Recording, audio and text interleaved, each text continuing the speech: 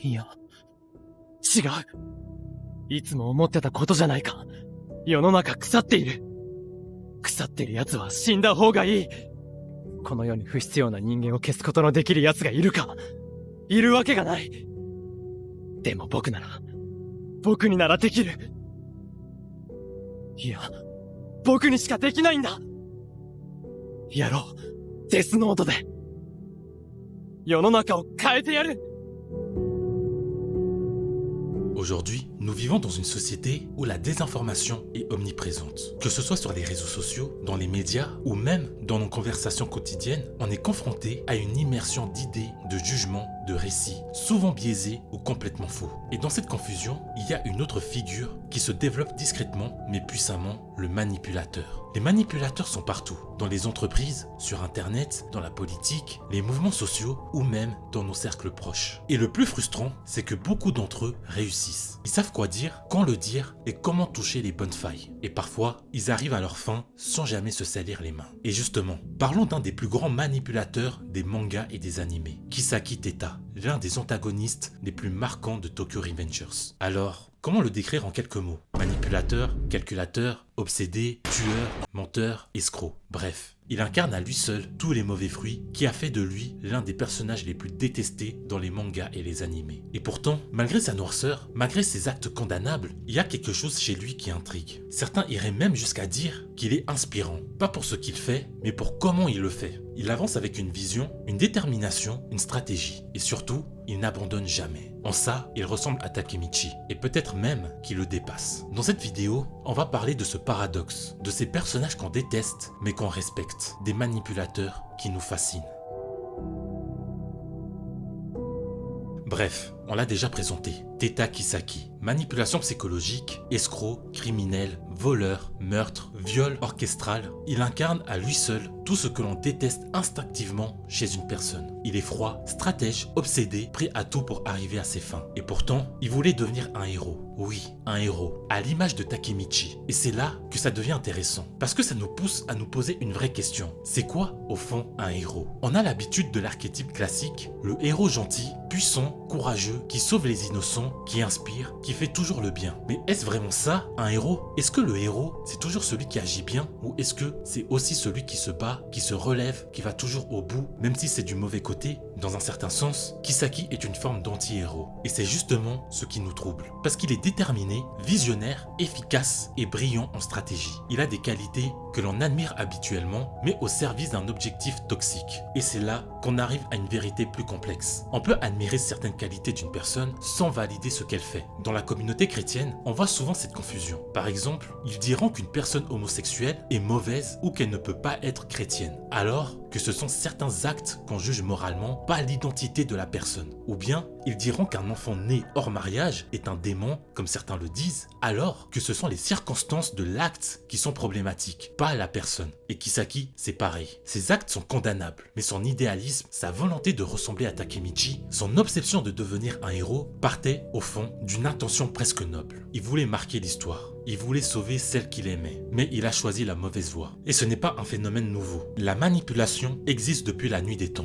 On en trouve même des exemples dans les récits bibliques. Dans le livre de la Genèse, au chapitre 27, on découvre l'histoire de Jacob et de sa mère Rebecca. Isaac, le père de Jacob, était vieux et devenu aveugle. Il devait transmettre sa bénédiction à son fils aîné et préféré Ésaü. Mais Rebecca, qui préférait Jacob, a monté un plan pour manipuler Isaac, son mari. Elle a déguisé Jacob avec des peaux de chèvre pour imiter son frère velu, afin qu'il reçoive la bénédiction à sa place. Jacob a donc volé la bénédiction par tromperie et manipulation. Est-ce que l'acte était bon? Non. Est-ce que Dieu l'a quand même utilisé par la suite? Oui. Est-ce que Jacob est devenu un homme changé, éprouvé et béni? Bien sûr. Donc, ce n'est pas l'acte seul qui définit une vie, c'est ce qu'on fait après. Kisaki n'est donc pas un modèle à suivre, mais il est un miroir. Il nous montre à quel point des qualités puissantes comme la vision, la persévérance et la stratégie peuvent être déviées ou subliminées. Tout dépend de ce que tu veux vraiment construire avec ce que tu as reçu. Si on donne beaucoup de choses à quelqu'un, on lui demandera aussi beaucoup. Si on confie beaucoup de choses à quelqu'un, on lui demandera encore plus. Dieu ne regarde pas seulement à ce que tu as, il regarde à ce que tu choisis choisis d'en faire. Tu peux avoir l'intelligence, du charisme, du talent ou même une histoire douloureuse, mais ce qui compte, ce n'est pas ce que tu portes, c'est la direction que tu donnes à ce que tu portes. Est-ce que tu utilises ce que tu as pour construire ou pour contrôler, pour élever ou pour manipuler? Et justement, c'est là qu'on peut parler des bienfaits des manipulateurs. Aussi étrange que ça puisse paraître, certains manipulateurs ont marqué l'histoire par des avancées concrètes. Ils ont su influencer les masses, faire bouger des foules, imposer des réformes et même créer des systèmes politiques, économiques ou sociaux qui ont perduré. Des manipulateurs ont pu unir des peuples, structurer des nations, résoudre des crises, mais à quel prix? Car le vrai problème, ce n'est pas seulement ce qu'ils construisent, c'est comment ils le construisent et surtout pour qui. Car derrière chaque manipulation, même bien présentée, il y a souvent un intérêt caché. Et quand la manipulation devient un outil pour façonner la pensée des autres sans qu'ils s'en rendent compte, alors là, on entre dans un autre terrain, le terrain des idées toxiques. Il existe une forme de manipulation encore plus dangereuse que celle qui agit directement sur les gens, c'est celle qui agit sur les idées. Quand tu manipules une action, tu contrôles un moment. Mais quand tu manipules une pensée, tu contrôles une vie. Et l'un des plus grands maîtres dans cet art, c'est Édouard Bernet. Tu le connais peut-être pas, mais il est considéré comme le père de la propagande moderne. Il a utilisé la psychologie, influencer les masses, pas pour les aider, mais pour les faire consommer, obéir et désirer, sans qu'elles s'en rendent compte. Un de ses coups les plus célèbres, dans les années 1920, c'est qu'il a réussi à associer les cigarettes au féminisme. À cette époque, fumer pour une femme était mal vu, même presque tabou. Mais Édouard Bernet, qui a été engagé par une entreprise de tabac, a eu une idée. Lancer une campagne où des femmes, en pleine manifestation pour le féminisme, allumaient leurs cigarettes en public et les déclaraient comme torches de la liberté. Résultat, les ventes de cigarettes chez les femmes ont explosé. Ce n'est pas parce qu'elles aiment le tabac, c'est parce qu'il leur a injecté une idéologie, en leur faisant croire que fumer donnait de la liberté, donc du pouvoir, donc de l'égalité. C'est ça le poison des idées. Tu ne le vois pas tout de suite, mais il te change de l'intérieur. Et c'est là qu'on peut citer une phrase de Simone de Beauvoir qui disait « On ne naît pas femme, on le devient ». Qu'on soit d'accord ou pas avec elle, cette phrase révèle une vérité profonde. On ne naît pas avec une identité toute faite, on la construit petit à petit selon les idées qu'on accepte, les choix qu'on fait et les voix qu'on écoute. Alors, si on suit cette logique, on ne naît pas manipulateur, on le devient. Et cette fois, on le devient pas par choix. Peut-être en étant influencé, oui, peut-être en étant conditionné, éduqué ou exposé à des discours toxiques, mais à un moment donné, on décide de continuer dans cette voie. On choisit de manipuler, de contrôler, de tordre la vérité pour servir ses intérêts. La manipulation n'est jamais un réflexe inné, c'est un pouvoir appris et utilisé. Quand les idées sont contaminées, même les intentions peuvent devenir destructrices. Et c'est là qu'il faut être encore plus vigilant. Parce que ce qui détruit le plus aujourd'hui, ce n'est pas seulement l'influence des personnes, c'est la confusion entre ce qui est vrai et ce qui est simplement populaire. Et ça nous amène à un autre danger, quand l'influence prend la place de la vérité. Aujourd'hui, dans une ère saturée d'opinions, d'images et de bruit, la réalité a pris la place sur la vérité. Ce n'est plus celui qui a raison qu'on écoute, mais celui qui parle le plus fort, celui qui choque, qui séduit, qui crée le buzz. Et souvent, pour comprendre un message, on regarde des passages coupés d'une vidéo, des passages bibliques et des vérités sorties de leur contexte. On simplifie ce qui est complexe. On transforme une pensée profonde en slogan accrocheur. Et on oublie que derrière chaque mot, il y avait un sens, une histoire, un contexte culturel, un contexte historique et une intention. Et c'est ça le vrai danger. On ne cherche plus ce qui est vrai, on cherche ce qui fonctionne. On ne distingue plus la profondeur, on préfère la visibilité. Et on confond de plus en plus la popularité avec la légitimité. C'est ce qu'on appelle la désinformation. Pas forcément un mensonge direct, mais une accumulation de récits, de demi-vérités, de messages flous, qui finissent par créer une nouvelle réalité dans la tête des gens. Une réalité compte plus que les fondations, car il viendra un temps où les hommes ne supporteront pas la sainte doctrine, mais ayant la démangeaison d'entendre des choses agréables, ils se donneront une foule de docteurs selon leurs propres désirs, détourneront l'oreille de la vérité et se tourneront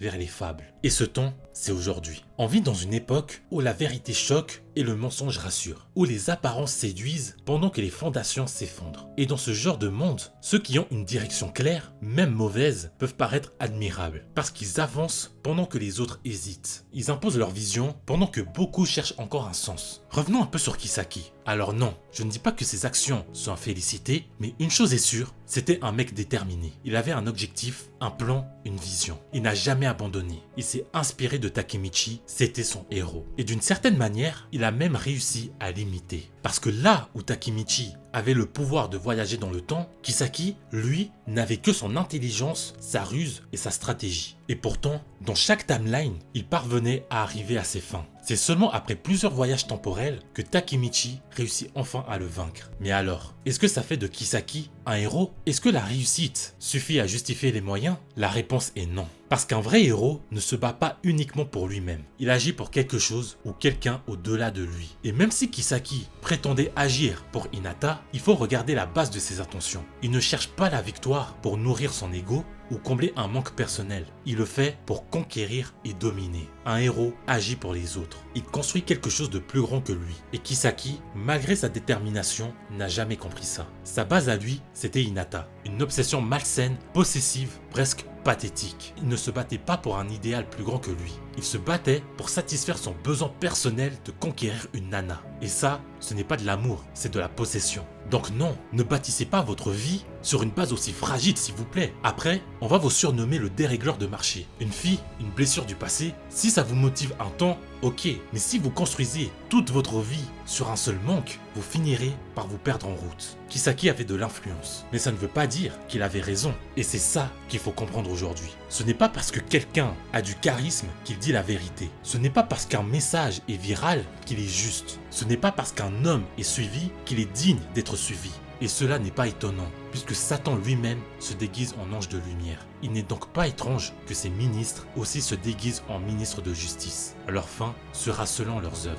Autrement dit, tout ce qui brille n'est pas forcément lumière. Et parfois, ceux qui semblent nous guider sont en réalité en train de nous égarer. Et si on ne fait pas attention à cette confusion, on finira par appeler le manipulateur un héros et le héros un manipulateur.